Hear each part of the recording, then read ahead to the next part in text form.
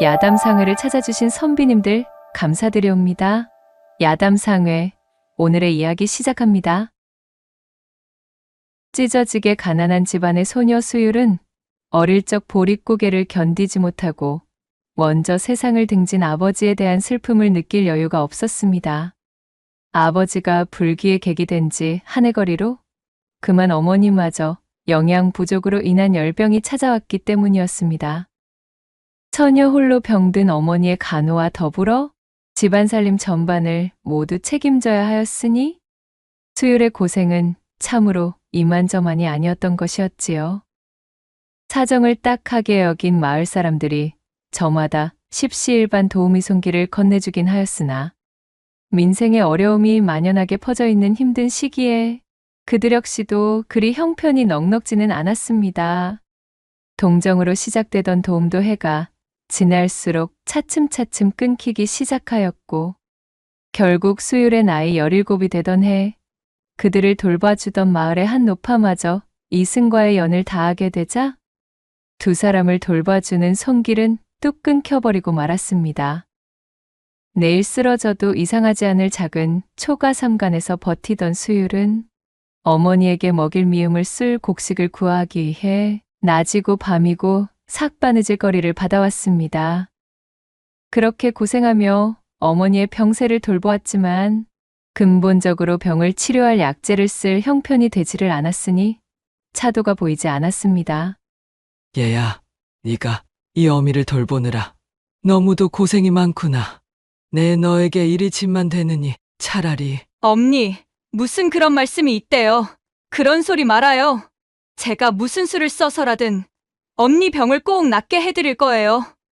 수율은 낮에는 죽어라 일하고 밤에는 어머니를 돌보며 틈나는 시간마다 마을의 선앙당으로 가 극진한 치성을 드리며 기도했지요.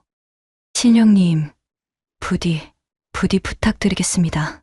저희 엄니 병환을 잡아주셔요. 그렇게만 해주신다면 저는 무슨 일이든 할 수가 있어요. 새벽이 넘어가는 시간까지 그렇게 눈물 어린 치성을 드린 수율은 온몸의 기운이 다하여 터덜터덜 집으로 돌아와 쓰러지듯 잠에 빠져들었습니다. 그녀의 정성 어린 마음이 하늘까지 가 닿았던 것일까요?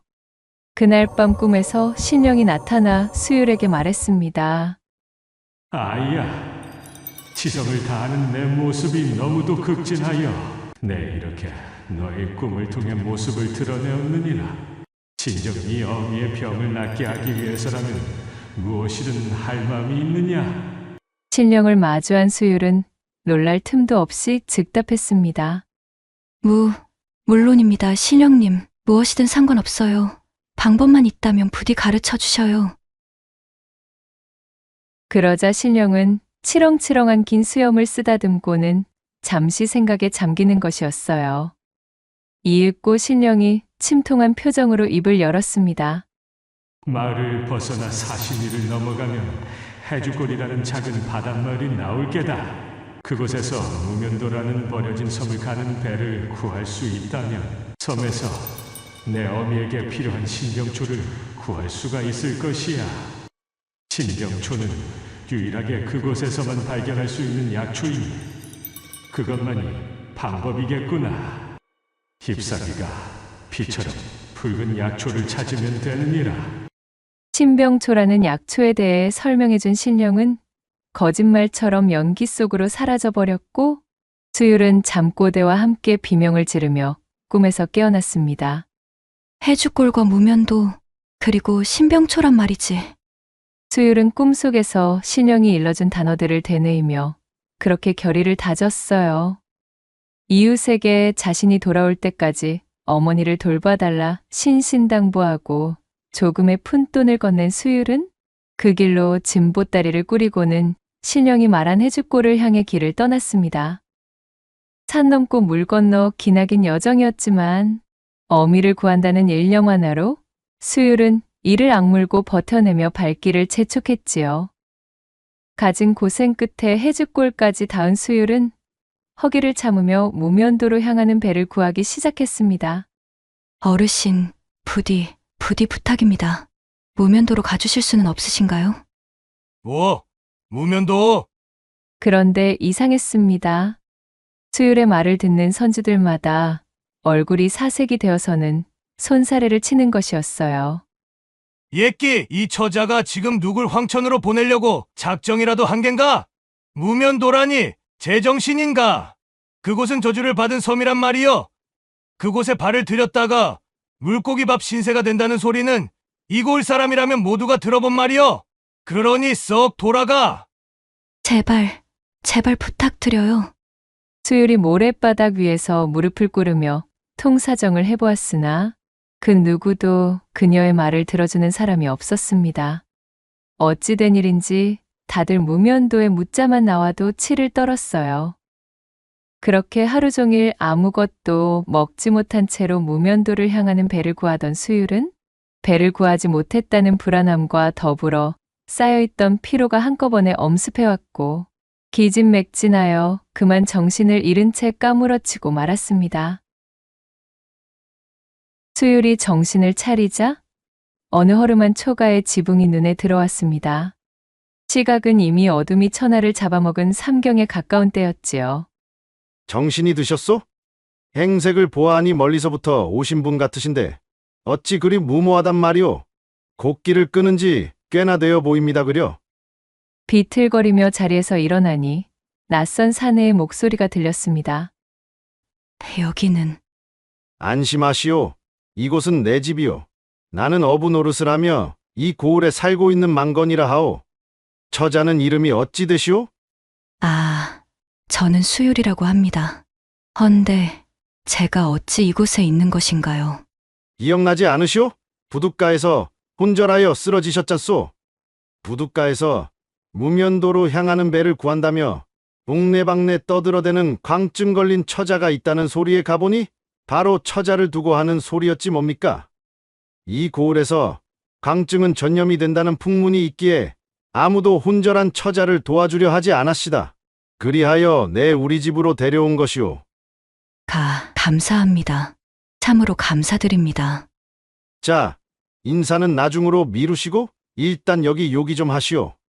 망건이라는 사내가 그릇에 미음으로 보이는 음식을 내밀자 수율은 살며시 눈치를 보며 그릇을 받아든 후 정신없이 음식을 비우기 시작했습니다. 긴 여정을 소화하느라 몸과 마음이 지친 데다 제대로 된 끼니조차 챙기지 않았으니 혼절하는 것도 무리가 아니었어요. 그런데 무면도는 대체 어찌하여 향하려는 거요? 이곳 사람이 아니라 잘 모르나 본데 거기는 예로부터 저주받은 곳이라 하여 이곳 사람들은 그 근방 뱃길조차도 우회하는 곳이오. 내 선대의 선대 때 그곳을 향한 선원들 전원이 주장되어서는 그 주검조차 찾지 못하였다 들었소만. 병석에 누워 계신 어머니를 돌볼 약초가 그곳에 자란다고 들었어요. 저는 반드시 그 약초가 필요해요. 약초? 약초라. 그곳에 그런 약초가 있다는 말은 금시초문인데 하긴 사람들의 발길이 끊긴 곳이니 풍문이 돌만한 일조차 없겠지만 말이여?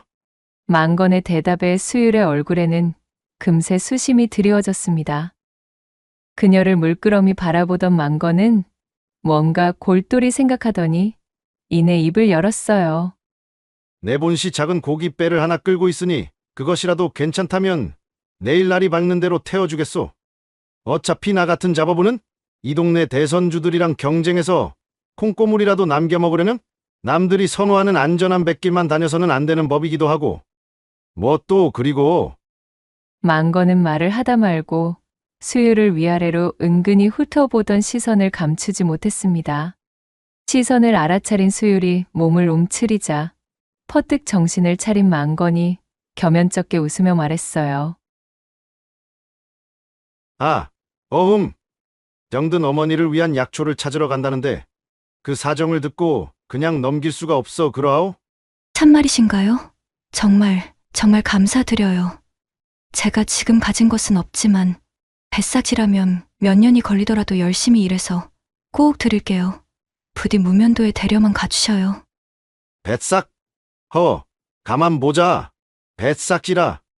그녀의 말에 망건은 턱을 쓸며 생각에 잠겼고 수율은 석연찮은 구석이 있었지만 지금 그런 자잘한 문제를 걱정할 처지가 아니었기에 그저 무면도로 들어갈 수 있게 되었다는 사실에 고무되어 망건을 향해 연신 감사 인사를 전했습니다.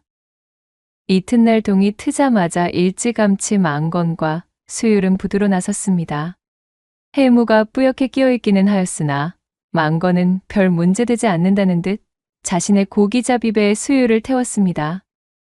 그렇게 돛을 올리고 노를 저어 망건이 항해를 시작했고 수율은 잔뜩 긴장된 얼굴로 생전 처음 나서보는 바닷길을 바라보며 의지를 다졌지요. 망건과 수율은 주거니 받거니 하며 자잘한 이야기를 나누었고 그렇게 한참을 노를 젓다 보니 어느새 저 멀찍이에서 푸른 섬 하나가 눈에 들어오는 것이었습니다. 아, 혹시 저곳인가요? 수율이 손으로 섬을 가리키며 아이처럼 들떠 물었으나 어쩐 일인지 망건은 섬이 나타난 것에 매우 놀라는 눈치였습니다. 이럴 수가. 저 섬이 어찌 이 항로에? 어찌 그러시나요? 무언가 잘못되기라도. 아니요. 이거 참으로 희한하구만. 분명 마을 어른들의 말로는 위험하기 짝이 없는 뱃길이라 그리들 몸을 사렸는데 지독한 해류나 쇠파는커녕 너무도 손쉽게 도착하여 내 잠깐 놀란 것뿐이오. 아, 그러하군요. 아무튼 정말 이 섬까지 당도하게 되었다니 꿈만 같아요. 기뻐하는 수율과는 달리 뭔가 석연찮은 표정으로 뭉개던 망건은 이내 노를 젓던 팔에 더욱 힘을 주어 섬을 향하여 접선을 시도하였습니다. 무면도의 백사장까지 배가 들어섰음에도 주변은 특별할 것이 전혀 없어 보였습니다. 이곳은 내 생전 처음으로 와보는 곳이오만 그저 보통의 무인도로만 보이는군. 우선 배가 떠내려가지 않도록 고정해 두어야겠소이다. 망건이 고깃배에서 밧줄을 꺼내 배를 정박하기 위한 준비를 하는 동안 수율은 배에서 내려 모든 것이 신기한 듯 주변을 둘러보기 시작했습니다. 잎사귀가 피처럼 붉은 약초를 구하라 하셨지? 수율이 꿈속 신령님이 해준 말을 되뇌이고 있을 때 망건이 배를 정박하다 말고 자신이 들어왔던 바다를 무심코 돌아보았지요. 분명 한참 전 섬으로 들어올 때는 그리도 청명하고 맑기만 하던 바닷길이 어느덧 자욱한 해무가 깔려 결코 섬을 찾을 수 없을 지경으로 펼쳐져 있었습니다. 참으로 요사스러운 곳이로군. 원래는 이곳에 당도할 생각 따위는 전혀 없었지만 아무튼 뜻밖의 육지를 밟은 데다가 당연히 사람 하나 없는 무인도이겠으니 내 입장에서는 오히려 잘 되었지 뭔가. 망건은 고개를 돌려 백사장과 푸른 나무들로 둘러싸여 있는 깎아지른 듯한 봉우리에 정신이 팔린 수율의 뒷모습을 훑었습니다. 그는 마른 침을 꿀꺽 삼키며 그녀에게 다가섰지요. 그럼 어서 약초를. 수율이 두근거리는 가슴을 진정하려 손을 얹은 채 몸을 돌려 망건을 바라보며 외치려는데 그의 낌새가 이상했습니다. 친절하던 그의 얼굴은 온데간데 없었고 흡사 자신을 마치 먹잇감 바라보듯 노리는 짐승의 눈을 하고 있었습니다. 저기 어찌 이러셔요. 수율이 잔뜩 긴장한 채 몸을 움츠리며 뒷걸음질 치자 망건이 키득키득 웃으며 중얼거렸습니다. 참으로 순진도 하시군. 대관절 처음 만난 사내를 어찌 믿고 바닷길에 덥석 동행을 한단 말이오? 게다가 자진하여 무인도로 들어선다니 이거야 완전 날 잡아 잡수하는 꼴 아니냐 이 말씀이지. 애초에 섬까지 들어올 마음이 전혀 아니었기에 그냥 배 위에서 해치울까 싶었지만 어쩐 일인지 해류를 타고 배가 얘까지 당도하였으니 나도 대개 목숨을 구해준 값에다가 얘까지 실어 나른 값을 얹어 받아내셔야 하겠구먼. 말을 마친 망건이 눈을 빛내며 건개처럼 수율에게 달려들었습니다. 너무 놀란 수율이 찢어지는 듯한 비명을 지르며 도망쳤으나 무면도는 알려진 대로 무인도였기에 수율의 비명은 그저 허공의 맴돌 뿐이었습니다. 망건은 수율의 머리채를 잡아 백사장에 쓰러뜨렸고 그 위로 올라타며 그녀의 옷구름을 거칠게 잡아채 뜯어내려 하였지요. 아니 됩니다. 이러지 마셔요. 수율이 완강히 저항하자 망건은 손을 들어 그녀의 뺨을 내리쳤습니다. 그 순간 쓰러져 있던 수율은 자신의 손에 큼지막한 조개 껍데기가 잡히는 것이 느껴졌고 그것을 즉시 휘둘러 망건의 얼굴을 공격하였지요. 조개 껍데기에 얼굴을 가격당한 망건은 얼굴을 부여잡으며 비명을 질렀습니다. 통증을 느낀 그가 뒤로 발라당 자빠져 버렸고 수율은 그때를 놓치지 않고 옷을 여밀 새도 없이 일어나 백사장 반대편의 숲을 쪽으로 내달렸지요. 이런 밀어먹을 년! 거기 서지 못해! 수율이 벼락 같은 고함을 질렀지만 조개 껍데기에 한쪽 눈을 다친 탓에 앞이 제대로 보이지 않았습니다. 젠장! 그는 손으로 한쪽 얼굴을 감싸진 채 비틀거렸으나 수율은 이미 그의 시야에서 사라져 섬 안쪽의 숲으로 들어가 버린 지 오래였지요. 그래! 어디 혼자 이 황량한 무인도에서 잘 살아남아 보시지! 각! 페이! 계획이 수포로 돌아가고 부상까지 당하자 머리끝까지 화가 뻗친 망건은 수율이 사라진 숲을 향해 고래고래 소리를 지르고는 자신이 타고 온 배를 정비해 파도 위에 띄웠습니다. 그는 수율에게 안갚음을 하고자 무면도에 버려둔 채 혼자 돌아갈 심산이었지요. 이윽고 망건이 올라탄 고깃배는 파도를 타며 점점 더 섬과 멀어지기 시작했고 한참이 지나자 그의 배는 안개 저 너머 속으로 사라져 흔적조차 보이지 않게 되었습니다. 절벽 봉우리에 연결되어 있는 숲으로 도망쳐 그 속에 숨어 망건을 지켜보던 수율은 그제야 안심하며 놀란 가슴을 쓸어내렸습니다. 곧이어 이 무인도에 혼자 남게 되었음과 절망적인 현실에 눈을 뜨자 그녀의 눈에서는 쉴 새 없이 눈물이 쏟아져 나왔지요. 수율은 한참이나 자신의 신세를 한탄하며 오열했습니다. 그렇게 목이 쉴 정도로 목 놓아 울음을 터뜨린 그녀는 고개를 들어 눈물을 훔쳤지요. 여기서 이렇게 포기하면 홀로 남아 자신의 생환을 기다리고 있을 어머니가 걱정이었습니다. 그래, 내가 지금 이렇게 포기하고 있을 여유가 없구나. 돌아가는 방법일랑 일단은 제쳐두고 어차피 무면도에 발을 들인 이상 신령님께서 말씀하신 신병초부터 열심히 찾아보자. 수율은 엉망이 되어버린 자신의 옷매무새를 고친 다음 자리에서 일어나 결심을 다졌습니다. 빨갛게 상기된 눈에서는 다시금 의지가 불타올랐어요.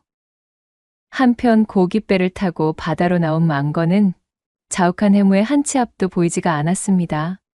평생을 다녔던 익숙한 바닷길임에도 방향을 전혀 알 수가 없었지요. 도무지 겉을기미가 보이지 않는 바다 위의 안개, 그리고 사라져버린 방향 감각. 망건은 얼굴에 상처를 어루만지며 욕지기를 뱉고는 투덜거렸습니다. 허! 나 원참 밀어먹을! 대체 이게 어찌된 일이야? 그는 그제야 덜컥 겁이 났습니다. 아무리 방향을 파악하려 애를 쓰고 고개를 들어 하늘에 수놓인 별의 위치를 계산하여 바닷길을 알아보려 했지만 자욱한 해무는 마치 살아있는 것처럼 망건과 그의 배를 감싸며 더욱 짙어지고 있었습니다.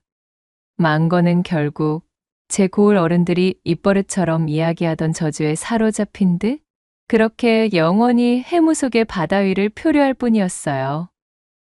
한참의 시간이 흐른 뒤에도 그와 그의 배가 제 고을의 부둣가로 도착하는 일은 일어나지 않았습니다. 해가 저물 때까지 한참 동안이나 섬 이곳저곳을 쏘다니며 신병초를 찾아다녔던 수율. 허나 신병초는 귀한 약초답게 좀처럼 그녀의 눈에 띄지 않았습니다. 이제 곧 해가 질 터인데 큰일이네. 어두워지면 아무것도 보이지 않을 텐데. 배에서는 꼬르륵 소리가 들려왔고 한참이나 섬을 헤매느라 갈증이 깊어 그녀의 몸은 상당히 지친 상태였습니다. 긴장한 몸으로 이곳저곳을 헤집고 다닌 수율의 몸은 만신창이었지요. 당장 포기하고 싶었던 참이지만 그녀는 어떻게든 제 어머니의 얼굴을 떠올리며 이를 악물고 버텨냈습니다. 점점 심해지는 배고픔을 이기기 위해 수율은 파도를 따라 떠밀려온 해조류라도 주워볼 요량으로 백사장을 향해 걸음을 옮겼습니다.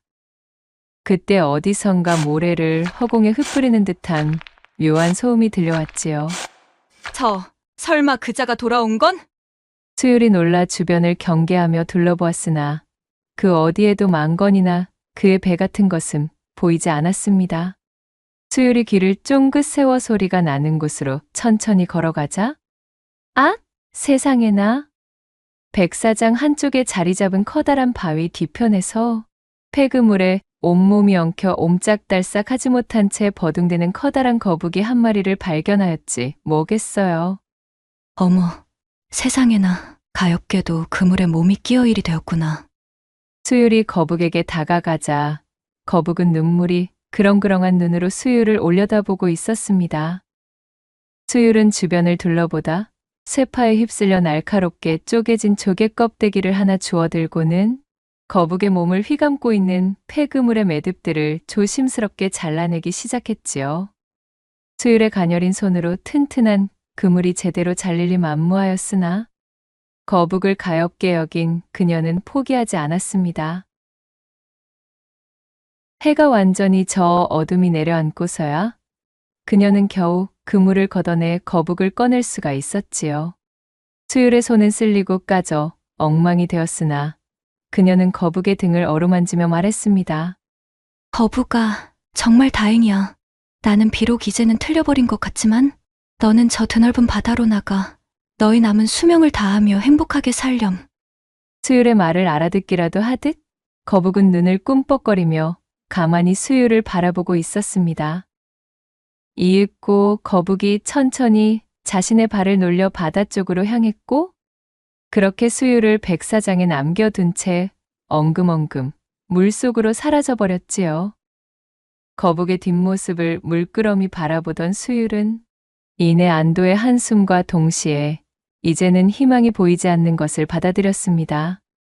꼭 엄니의 병환을 낫게 해드리고 싶었는데 그리 노력을 했는데도 엄니 곁을 지키지도 못하는 꼴이 되어버렸구나. 죄송해요, 엄니. 그렇지만 이젠 지쳤어. 수율은 천천히 감기는 눈꺼풀을 막을 여력조차 남지 않았습니다. 그녀는 기절하듯 백사장의 몸을 뉘어 그렇게 혼절하고 말았습니다.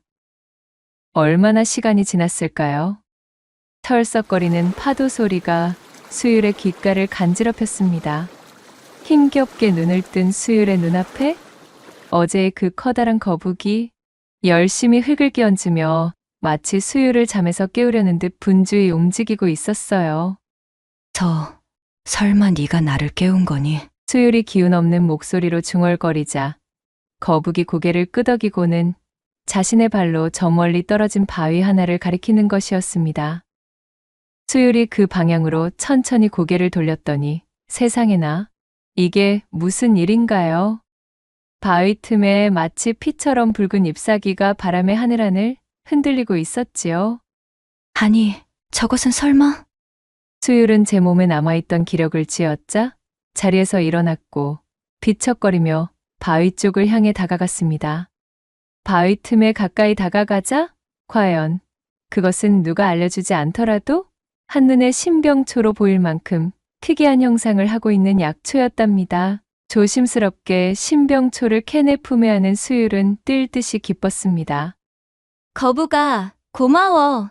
네가 이렇게 보은을 해주다니 참으로 신통한 녀석이로구나. 신병초를 발견한 수율이 방방 뛰며 기쁜 마음에 소리를 쳤지만 이내 현실을 자각하고는 추억 기운이 빠지고 말았습니다. 하지만 거북아, 신병초를 이리 손에 넣었음에도 나는 이 섬을 벗어날 수가 없단다. 나는 헤엄을 칠 줄도 모르는 데다 설령 내가 헤엄을 치는 법을 안다 한들 이 드넓은 바다를 건너갈 힘도 남아있지 않은 걸. 글썽이는 눈물을 꾸역꾸역 삼키며 수율이 가냘프게 중얼거렸지요. 그런데 기이한 일은 거기서 그치지 않았습니다. 거북은 몸을 뒤로 돌리며 자신의 앞발을 흔들어대 마치 제 등에 올라타라는 듯 등갑을 들썩이는 것이었어요. 엥? 정말이니? 수율은 자신에게 벌어진 믿을 수 없는 일에 입을 다물지 못하였습니다. 그녀는 속는 셈치고 거북의 등갑 위로 사뿐히 올라탔지요. 그러자 거북은 천천히 몸을 움직여 바다를 향해 들어갔고 이내 부드럽게 헤엄치며 바다 위를 가로지르기 시작했답니다. 바다는 마치 거북에게 천천히 길을 밝히기라도 하는 듯 해물을 거두고 쾌적한 날씨를 선사하는 것이었어요. 수율은 마치 뗏목을 탄 것처럼 편안하게 바다를 건널 수가 있었습니다. 거북의 등을 붙잡고서 한참을 항해한 끝에 그녀는 자신이 무면도를 향해 출발했던 부둣가 근처에 외딴 백사장으로 당도할 수 있었습니다. 거북아, 참으로 너무나 고맙고 감사하단다. 네가 나를 이렇게 도와주어 내가 무사히 돌아올 수가 있었구나. 거북은 그녀의 인사에 연신 고개를 끄덕이고는 입을 벌려 백사장이에 무언가를 뱉어냈어요. 그것은 다름 아닌 영롱한 빛을 뿜는 큼지막한 크기의 진주였습니다. 어머, 이게 뭐니? 이것도 나에게 주는 거니? 수율이 놀라 묻자 거북이 또다시 고개를 끄덕였지요. 거북은 자신을 구해줘 오히려 감사하다는 듯 수율을 빤히 바라보며 우두커니 눈을 깜빡이더니 이내 몸을 돌려 바다로 돌아갔습니다. 수율은 아직도 믿을 수 없다는 듯 입을 다물지 못한 채 바다로 돌아가는 거북이 시야에서 사라질 때까지 멍하니 서서는 그 모습을 지켜보았습니다. 그렇게 거북을 구해준 보은으로 신병초와 귀한 진주를 얻어 고향으로 돌아오게 된 수율. 그녀는 신병초로 정성스레 탕약을 지어 사흘 동안 조금씩 어머니에게 드렸습니다. 나흘째가 되던 날 수율의 어머니는 거짓말처럼 자리에서 일어났지요. 수율과 자초지종을 모두 알게 된 그녀의 어머니는 서로를 얼싸안고 눈물을 터뜨리며 선앙당 쪽을 향해 연신절을 올렸습니다. 신령님, 참으로 감사합니다. 거부가 너무나 감사하구나. 그렇게 병석에서 일어난 어머니는 건강을 되찾았고 갖은 고생을 하며 우여곡절 끝에 자신이 소망하던 것을 이루게 된 수율은 앞으로의 미래를 준비해 보기 위해 곰곰이 생각하다 거북에게 받은 진주를 장터에 내다 팔고 그 돈으로 송아지 한 마리를 사기로 마음먹었습니다. 진주를 판 돈만으로는 당장 밭일에 써먹을 수 있는 훈련된 송아지나 소를 사기엔 부족한 금액이었기에 어쩔 수 없이 훈련이 전혀 되어 있지 않은 데다 그 행실이 천방지축이라 싸게 내어놓은 송아지 한 마리를 겨우 사들일 수 있었습니다. 송아지라고는 하나 지금껏 빠듯하고 쪼들리는 생활로 끼니나 때우며 연명하던 수율의 인생에서 생전 처음으로 가져보는 소이자 재산이었어요. 수율은 감개무량하여 뜰 듯이 기뻤습니다. 이제 나와 함께 우리 집에서 한 식구로 살자꾸나. 앞으로 잘 부탁할게. 수율은 송아지의 등을 차분히 쓰다듬으며 속삭였지요. 어머니도 병석에서 일어났겠다. 이제부터 먹고 살 길은 집 근처 산비탈을 개간하여 밭대기를 늘려가는 것밖에 없었습니다. 소는 감히 꿈도 못 꿀 형편이던 시절에는 엄두도 내지 못할 일이었으나 지금의 수율에게는 막연한 일만은 아니었어요. 이 송아지가 쟁기질을 할 수 있을 때까지 부지런히 정성을 다해 키워 어엿한 소로 길들이는 것이 급선무였습니다. 목표가 생긴 수율은 송아지를 키우는데 온 힘을 쏟았습니다. 추수하고 난 남의 콩밭에 쪼르르 가서 열심히 나다를 줍고 산에 가서 치 뿌리며 맛 뿌리며 눈에 보이는 것은 모조리 캐다가 쇠죽솥에 넣었지요. 제 끼니는 굶어도 송아지 여물을 거르는 법은 없었습니다. 많이 먹고 쑥쑥 자라나렴. 네가 우리 집안의 기둥이자 보배란다. 수율의 정성을 알아차리기라도 한 듯 그렇게 송아지는 얼마 지나지 않아 금세 엉덩짝이 떡하니 벌어지고 그 머리 꼭대기엔 근사한 뿔이 삐죽 올라오는 것이었어요. 제법 소의 태가 날 만큼 성장했으니 이제부턴 본격적으로 길을 들일 참이었습니다. 소를 다뤄본 동네 어른들의 이런저런 조언을 받아 냇가의 모래밭으로 소를 끌고 나갔습니다. 그런데 웬걸요, 이놈의 소가 도통 말을 듣지 않았습니다. 송아지는 앞발을 모래밭에 단단히 파묻어 버티고 뒷발로는 수유를 향해 모래를 끼얹는 것이었어요. 에텟텟, 아잇, 예, 이게 뭐 하는 거니? 그간 꼬박꼬박 주는 여물만 받아먹으며 제멋대로 뛰어놀던 송아지가 하루아침에 제대로 밭일을 할 턱이 없었습니다. 밭일은커녕 산비탈로 향하는 근처에나 갈 수 있으면 다행인 판국이었지요. 지나가며 그 꼬락서니를 본 동네 어르신들은 회초리로 등짝을 때리며 이랴이랴 소리치라 조언하였지만 수율은 금이야 오기야 소중하게 키운 소를 차마 때릴 수가 없었지요. 그 모습을 구경하던 어르신들이 답답하다며 혀를 차고 돌아갔습니다. 그렇게 한참 동안 씨름하고 있자니 수율과는 4살 터울의 사내 홍식이 다가왔습니다. 내가 이 녀석의 콧뚜레를 잡아 방향을 잡아줄 터이니 수율이 네가 다시 한번 소를 모는 연습을 해봐. 홍식 오라버니 참으로 고마워요. 그리하여 심기일전한 수율이 다시금 소의 등을 어루만지며 이랴 이랴 소리를 내었습니다. 그럼에도 불구하고 소는 꿈쩍도 하지 않았어요. 목이 쉬도록 이랴 이랴를 반복하던 수율은 소를 때려가며 가르칠 수는 없고 그렇다고 앞에서 콧뚜레를 잡아주는 오라버니에게 대고 이랴 이랴라고 소리치는 것은 어쩐지 큰 신뢰 같아? 오라버니, 우로 옮겨주셔요. 오라버니, 멈춰주세요. 오라버니, 이번에는 자로 가주셔요. 라는 식으로 말을 건네며 가까스로 소의 방향을 잡고 있었지요. 이렇게 보름쯤 홍식의 도움을 받아 연습을 하자 소가 제법 길이 들었습니다. 여전히 냇가의 모래밭에서 홍식이 콧뚜레를 잡고 수율은 이랴 이랴를 외치며 진로대로 소를 몰고 있었습니다. 오라버니, 저쪽으로 돌아볼게요. 오라버니, 이제 서야겠어요. 오라버니, 이젠 좌로 크게 돌아볼 거예요. 이렇듯 홍식의 가벼운 길잡이를 받아 무리 없이 방향을 옮겨가며 소를 몰 수 있게 되자 마침내 수율은 산비탈을 개간하기로 작정하였습니다. 아이고, 세상에나. 그런데 이건 또 무슨 일인가요? 냇가 모래밭에서 연습할 때는 그렇게도 말을 잘 듣던 녀석이 산비탈 밭으로 당도하여 일을 시작하려니 또다시 우이독경이었지요. 이랴, 누렁아, 왜 또 이러니? 제발 내 말 좀 들어다오.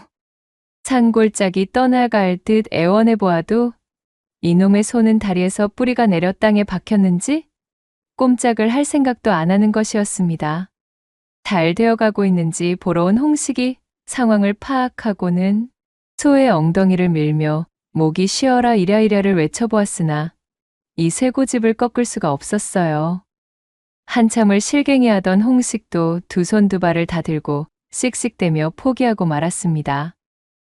홍식이 마을로 내려가 버린 이후 수율은 밭대기 옆바위에 털썩 주저앉아 한숨을 내쉬었어요.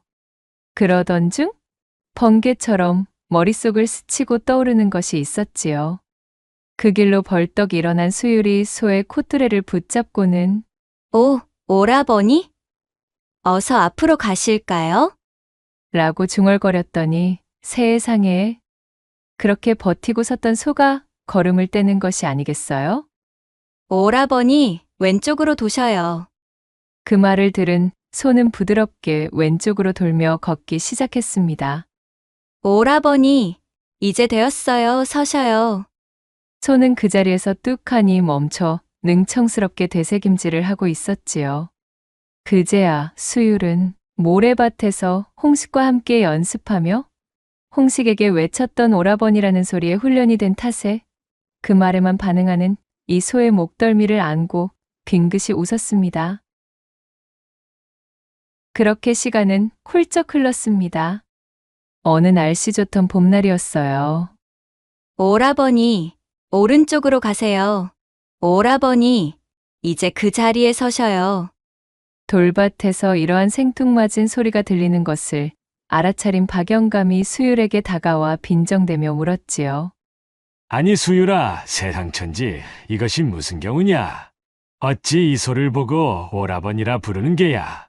네가 저 황소의 동생이라도 되느냐? 박영감의 놀림에 기분이 확 나빠진 수율의 얼굴이 홍당무가 되었고 보란듯이 오라버니라는 말을 빼고 소를 몰아보았지만 소는 꿈쩍도 하지 않았습니다. 오라버니라 부를 때만 발을 떼는 것이었지요. 어이구 수유라, 오라버니와 오순도순 열심히 일하거라. 껄껄 웃으며 지나간 박영감은 그 길로 동네방네 이 사실을 소문내버렸습니다. 그 이튿날부터 수유린의 산비탈 밭되기엔 구경꾼들이 몰려와 배꼽을 잡고 뒤집어졌습니다. 구경꾼들이 소리를 지르며 오라버니 소야, 동생 말을 좀 들어주거라 등의 농을 던지자 바치를 하던 수율은 창피에 볼을 부풀렸습니다. 구경꾼들이 돌아갈 때까지 우두커니 서 기다렸지만 그들은 항시 몰려와 수율과 소를 놀려대었지요. 그런 날들이 반복되자 창피함과 속상함에 단단히 화가 난 수율은 집안에 틀어박혀버렸고 이를 보다 못한 수율의 어미가 소를 몰고 우시장으로 향했습니다. 제법 몸집을 불려 키워놓았으니 이 소를 팔아 다른 소로 바꿀 심산이었어요. 허나 소문이 크게 돌았는지 오라버니 소리를 들어야 밭을 가는 소에게는 그 누구도 관심이 없었지요. 아무도 사려는 사람이 없었습니다. 내친 김에 수율의 어미는 소를 끌고 도축장으로 발길을 돌렸습니다. 그랬더니 웬걸요? 소가 도축장 앞에서 눈물을 뚝뚝 흘리며 버티고 서는 것이 아니겠어요. 그때 어미가 끌고 나간 소를 쫓아 물어물어 도축장까지 뛰어온 수율이 소리쳤습니다. 아이고 엄니, 아니 돼요. 그리하시면 아니 돼요. 아무리 속을 썩이기로서니 이렇게 듬직하게 키워놓은 식구를 이제와 도축장으로 보내다니요. 수율은 소의 목을 얼싸안고 울면서 집으로 발걸음을 돌렸고 눈물을 뚝뚝 흘리던 소는 언제 그랬냐는 듯 수율의 안내를 따라 뚜벅뚜벅 집을 향해 걷는 것이었습니다. 그렇게 퉁퉁 부은 눈으로 집으로 돌아오던 수율은 이상한 일을 겪게 되었어요. 도축장에서 집으로 향하는 곳에 흐르는 개천에는 외나무 다리가 있는데 그곳에서 마주친 덩치 큰 황소를 보자마자 수율인의 어린 황소가 다짜고짜 들이받아 개천으로 떨어뜨리지 뭔가요 정말. 그리고는 마치 승리를 만끽하기라도 하는 듯 고개를 위아래로 흔들며 콧김을 뿜는 것이었어요. 그 모습을 본 수율과 그녀의 어미는 깜짝 놀라고 말았지요. 그 일이 있고부터 3년이 흘렀습니다. 수율은 개가 나던 돌밭에 매년 콩을 심었고 누렁이, 여물을 쓰던 쇠죽솥에는 콩이 그득하게 들어갔습니다. 3년 사이 수율네 누렁이는 그 덩치가 산만큼 오람해졌지요. 소싸움 대회가 열리는 곳이라면 이골 저골 따지지 않고 돌아다니며 참가해온 누렁이는 이 바닥에서 소문난 장사였습니다. 이때까지의 전적이 무려 14전 14승이었어요. 대회가 열리고 싸움이 시작되면 수율인의 오라버니 황소는 틀림없이 우승을 독식하는 것이었습니다. 이 소싸움장에서는 특이한 외침이 들려오곤 하였는데 그것은 바로 오라버니, 옆구리를 파고 드셔요. 오라버니, 좋아요. 계속 밀어붙이셔요. 오라버니, 지금이에요. 뒤집으셔요. 라며 장외에서 누렁이를 향해 목이 터져라 외치는 수율의 목소리였습니다. 이 소리를 듣는 소싸움 대회장의 관객들 입에서는 폭소가 터져나왔답니다. 그러거나 말았거나 수율은 누렁이를 향해 이마에 땀을 흘려가며 소리를 쳤고 그렇게 누렁이는 또 한 번의 우승을 거머쥐게 되었습니다. 오라버니, 정말 장합니다. 잘하셨어요. 이후로도 수율내 누렁이는 파죽지세를 이어갔습니다. 단호 대회에서는 금송아지를 타왔고 7월 7석 대회에서는 부상으로 송아지 한 마리를 덥석 받아왔어요. 뿐만인가요? 추석 대회에서는 무려 금 10돈이 부상으로 주어졌지요. 수율은 제 오라버니 누렁이와 함께 소싸움 대회를 쓸고 다니며 그야말로 살림살이가 풍족해져 부자가 되었답니다. 이제 고을에서는 그 누구도 함부로 수율과 수율의 소를 보고 비웃거나 놀릴 수 있는 사람은 없었어요. 이후로도 수율은 오라버니 누렁이를 극진히 보살피며 어미와 함께 행복한 나날을 보내었다는 후문이 전해지고 있사옵니다. 낭독해드린 이야기가 선비님들 마음에 드셨다면 구독과 좋아요, 댓글로 야담상회를 응원해 주셔요. 늘 잊지 않고 야담상회를 찾아주시는 선비님들 시청해 주셔서 참으로 감사하옵니다.